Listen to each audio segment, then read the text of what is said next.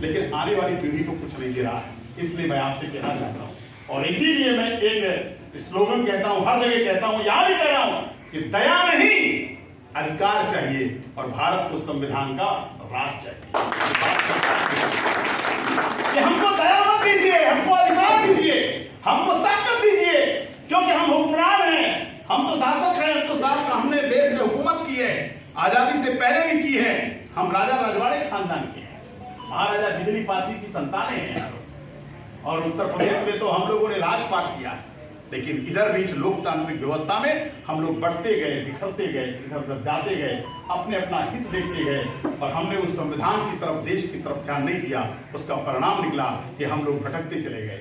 इसलिए मैं आपसे कहने आया हूं कि आइए हम सब लोग मिलकर, अनुसूचित जाति की कोई भी जाति हो, हम आपस में भाईचारा बना लें और राहुल गांधी के साथ चलें, संविधान को साथ, क्योंकि संविधान को अगर हम नहीं बचा पाए या संविधान को हम लोग नहीं बचा पाए तो हमारा खुद आपका कोई मकसद नहीं होगा। उसके पीछे कारण क्या है? कारण उसके पीछे मैं इसलिए कह रहा हूं कि कोई छोटा छोटा नेता तैयार हो जाएगा, कोई एक सांसद वाला आपको मिल जाएगा, कोई 2 सांसद वाला मिल जाएगा, कोई 5 सांसद वाला मिल जाएगा। आपको लगेगा चलो मैं इसके साथ चल रहा हूं। तमाम तो नेता ऐसे भी बन जाएंगे जो खुद ही सांसद नहीं है, खुद ही विधायक नहीं है, तो आपको कहेंगे हमारे पीछे आप नारा लगाते चलो। अरे भाई, जिसके पास 100 सांसद हैं उसको तो 150 किया जा सकता है ना। जो आज उस लाइन पर खड़ा है, विपक्ष में मजबूती से खड़ा है, अगर उसको हम ताकत दे देंगे, और जिनके पास 3-4 सांसद होंगे वो क्या कर सकते हैं? कौन सा कानून बना सकते हैं? ज्यादा से ज्यादा अपने बेटी, बेटा और बेटवा को जो है पद देने का, मंत्री और वो देने के अलावा और क्या कर सकते हैं? मैं पूरे देश की राजनीति की बात करता हूँ। उनका मकसद क्या होगा कि भाई हमारा बेटा कैसे मुख्यमंत्री बन जाए, हमारा बेटवा कैसे बन जाए, हमारी बीवी कैसे बन जाए, हमारी पत्नी कैसे बन जाए।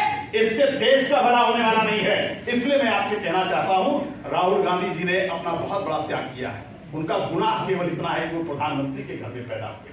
ये किसी के बस में नहीं होता कौन कहां पैदा होगा। राहुल गांधी अगर प्रधानमंत्री के घर में पैदा हुए तो ये कोई गुनाह है क्या? राहुल गांधी ने जब सार्वजनिक जीवन में आए तो उन्होंने साफ साफ कहा कि मैं 20 वर्षों से सांसद हूं और पूरे देश के अंदर कहते हैं हमारा अपना निजी मकान नहीं है। तो सवाल तो ये खड़ा होना चाहिए, और हम तो इस भाजपा सरकार से कहते हैं, है हिम्मत तो राहुल गांधी की जांच करके दिखाओ। सब कुछ तो कर डाले, लेकिन राहुल गांधी को कभी उनको हिम्मत नहीं पड़ पाएगी उनको छूने की। तो मेरे मित्रों, हम राहुल गांधी का केवल ये मूल्यांकन करते हैं कि वो पंडित नेहरू के परिवार के हैं, वो इंदिरा गांधी के और राजीव गांधी के परिवार के हैं, उनके बेटे हैं, सोनिया गांधी के बेटे हैं। ये मूल्यांकन नहीं होना चाहिए। मूल्यांकन ये होना चाहिए कि उन्होंने अपना जीवन कैसे किया। मैं कोई तुलना नहीं कर रहा हूं, महात्मा बुद्ध जी राज परिवार में पैदा हुए थे, राजा थे, लेकिन देश की एकता के लिए, मानवता के लिए उन्होंने काम चलाया। महात्मा बुद्ध जी और आपके इसी बिहार से, वो तो राजा थे, लेकिन जनता के लिए वो अपने घर से निकल पड़े और देश को संदेश देने के लिए। मैं सिर्फ इतना कहना चाहता हूं, नेता कहां जन्म लेता है ये मायने नहीं रखता है, नेता करता क्या है और उसकी सोच क्या है, उसकी विचारधारा क्या है। बड़े साफ शब्दों में उन्होंने कहा कि एक तरफ ये संविधान है, एक तरफ मनुस्मृति है, और देश के सामने कहते हैं कि ये देश मनुस्मृति से नहीं चलेगा, ये देश संविधान से चलेगा, और बाबा साहब अम्बेडकर की पढ़ाई संविधान से चलेगा। तो आज बाबा साहब अम्बेडकर की विरासत को बचाने का समय है, बाबू जगलाल चौधरी की विरासत को बचाने का समय है, मदारी पासी के विरासत को बचाने का समय है, और वीरांगना उषा देवी पासी की विरासत को बचाने का समय है। तो मैं आप सबसे सहयोग चाहता हूं और आपका साथ चाहता हूं। जो जिस लायक है उस लायक से अपनी इस आंदोलन में अपनी आहुति दे सकता है। जो राजनीति में आना चाहते हैं, आइए हम खुले दरवाजे से आपका दिल से आपका स्वागत करेंगे। अगर आप राजनीति करना चाहते हैं, आप मुस्लिम पार्टी को याद करिएगा, हम आपके साथ खड़े हैं। अगर कोई नौकरी नहीं करता है, उसको कहीं कोई सुविधा कोई वो होता है, तो भी हम आपके साथ खड़े हैं मेरे मित्र। आप अगर कोई काम नहीं करते हैं, तब भी अगर आपको कहीं कांग्रेस की जरूरत है, सुशील पासी की जरूरत है, तो मैं आपका साथी बनकर, आपका भाई बनकर के आपके साथ हूँ।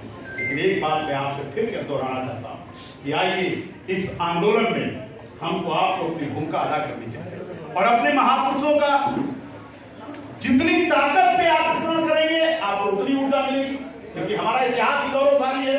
तो हमें भाई विनोद चौधरी जी जब हमसे मिले तो मैंने इनसे बात की, और इन्होंने इसी हाल में हमको लाए थे, बाबा साहब की प्रतिमा, और यहाँ पर हमको पुष्प अर्पित करने के लिए लाए थे। और इनके सानिध्य में मैं इधर 3-4 महीने से मैं लगातार घूम रहा हूँ और मैंने इनसे ये प्रेरणा मैं इनसे बात की तो ये हुआ कि आप लोग जयंती समारोह 5 फरवरी को बाबू जगलाल चौधरी जी की आपको जयंती मनानी चाहिए और इतनी ताकत के साथ मनानी चाहिए, इतनी ताकत के साथ कि इसकी धमक बिहार में नहीं दिल्ली तक गूंजनी चाहिए।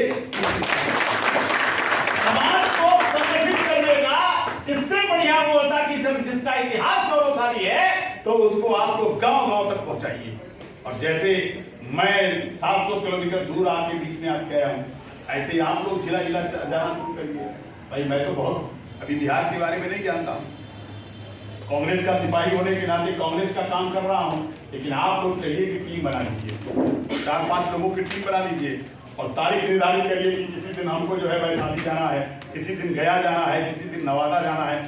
संख्या कम है ज्यादा है ये माने नहीं होता, एक एक क्रांतिकारी तैयार करिए, एक एक फिर से जगलाल चौधरी का विरासत, जिसको लगता है कि नहीं हम भी स्वतंत्रता संग्राम सेनानी की तरह हम बिहार में एक आजादी की लड़ाई लड़ेंगे और सबको न्याय देने के लिए कि सबको नौकरी मिले, सबको ठेका मिले, सबको पट्टा मिले, सबको रोजगार मिले, सबको जीवन आगे बढ़ने का मौका मिले, यही संविधान हमको कहता है। संविधान का मकसद है अवसर की समता।